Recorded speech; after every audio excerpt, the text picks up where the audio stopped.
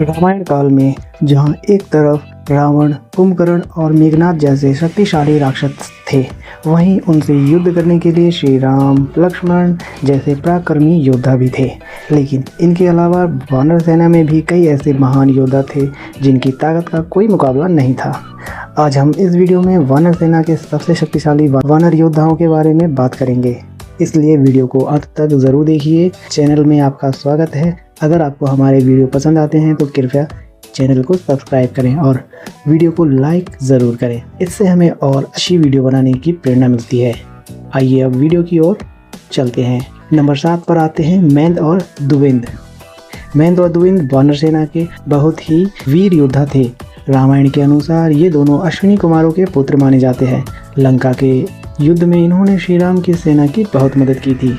जब माता सीता की खोज के लिए वानर सेना को चारों दिशाओं में भेजा गया था, तब श्री राम ने हनुमान, अंगद व द्विविद को दक्षिण दिशा में भेजा था। राम की सेना में रहते हुए इन दोनों ने कई राक्षसों का वध किया। ब्रह्मा जी के वरदान के कारण ये महाभारत काल तक भी जीवित रहे। द्विविद भौमासुर का मित्र था।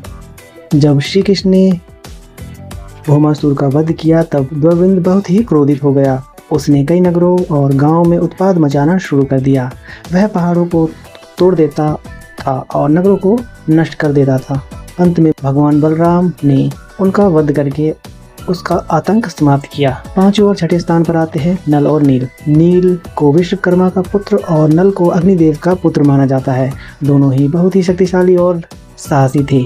वे बड़ी बड़ी चट्टानों और पेड़ों को आसानी से उठा लेते थे। नील ने युद्ध में कई राक्षसों का वध किया था। उन्होंने रावण की सेना के सेनापति प्रहस्त को भी एक बड़ी चट्टान फेंक कर मार डाला था। नल अपने पिता विश्वकर्मा की तरह बहुत ही कुशल वास्तुकार थे। समुद्र पर राम सेतु बनाने में उनकी बहुत ही महत्वपूर्ण भूमिका थी। नंबर 4 पर आते हैं सुग्रीव। सुग्रीव सूर्यदेव के पुत्र थे और किष्किंधा के राजा थे। वह बाली के छोटे भाई थे और अपने भाई की तरह बहुत ही शक्तिशाली थे। उन्होंने युद्ध में कुंभकर्ण के पुत्र कुंभ का वध किया था और रावण के कई योद्धाओं को भी मार गिराया था। एक बार कुंभकर्ण के शक्तिशाली प्रहार से सुग्रीव बेहोश हो गए थे। जब कुंभकर्ण उन्हें उठाकर ले जा रहा था तब सुग्रीव को होश आ गया। उन्होंने कुंभकर्ण की नाक और कान काट दिए और अपने आप को छुड़ा लिया। सुग्रीव ने विरूपाक्ष नाम के राक्षस को केवल एक मुक्के से मार दिया था। सुबेल पर्वत पर उनका रावण के साथ भी युद्ध हुआ था, जिसमें उन्होंने रावण को काफी थका दिया था। नंबर 3 पर आते हैं अंगद। अंगद राजा बाली और रानी तारा के पुत्र थे और सुग्रीव के भतीजे भी थे। वे भी बहुत वीर और शक्तिशाली योद्धा थे। अंगद ने रावण के पुत्र मेघनाद को पहली ही भिड़ंत में हरा दिया था और उनके रथ के घोड़ों और सारथी को मार डाला था। उन्हें नरंतक और महापर्वश जैसे शक्तिशाली राक्षसों को भी अपने मुक्कों से मार दिया था। वज्रदंत नाम के राक्षस को उन्होंने उसी की तलवार से मार दिया था।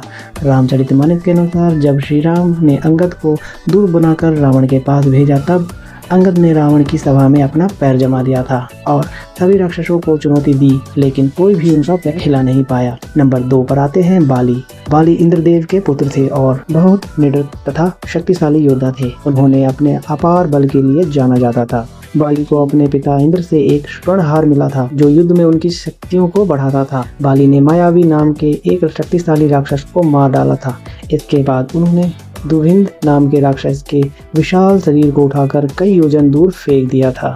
जब सुग्रीव बाली को युद्ध के लिए चुनौती दी तब बाली ने उन्हें भी आसानी से पराजित कर दिया था। नंबर 1 पर आते हैं वायुपुत्र हनुमान। हनुमान जी वानरों और सभी प्राणियों में सबसे शक्तिशाली माने जाते हैं। वे श्री राम की सेना के सबसे महान योद्धा थे। हनुमान जी को भगवान शिव का अंश अवतार माना जाता है। उनकी शक्ति अद्वितीय और असीमित थी। बचपन में उन्होंने सूर्य को फल समझकर उसे निगलने के लिए आकाश में लंबी उड़ान भर ली थी। कई देवताओं से वरदान मिले थे। ब्रह्मा जी के वरदान के कारण कोई भी दिव्यास्त्र उन्हें आसानी से नुकसान नहीं पहुंचा सकता था। लंका में उन्होंने अकेले ही हजारों राक्षसों का सामना किया और पूरी लंका में आग लगा दी थी। उन्होंने रावण के पुत्र अक्षय कुमार का भी वध किया था।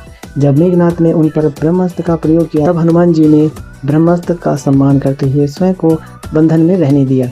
लक्ष्मण जी के लिए संजीवनी बूटी लाने के लिए हनुमान जी पूरा द्रोणगिरी पर्वत ही उठा लाए थे। बोलो महावीर हनुमान की जय। आज की वीडियो में बस इतना ही। अगर आपको यह वीडियो पसंद आए हो तो इसे लाइक ज़रूर करें और चैनल को सब्सक्राइब करना ना भूलें। तो मिलते हैं एक और नई वीडियो के साथ।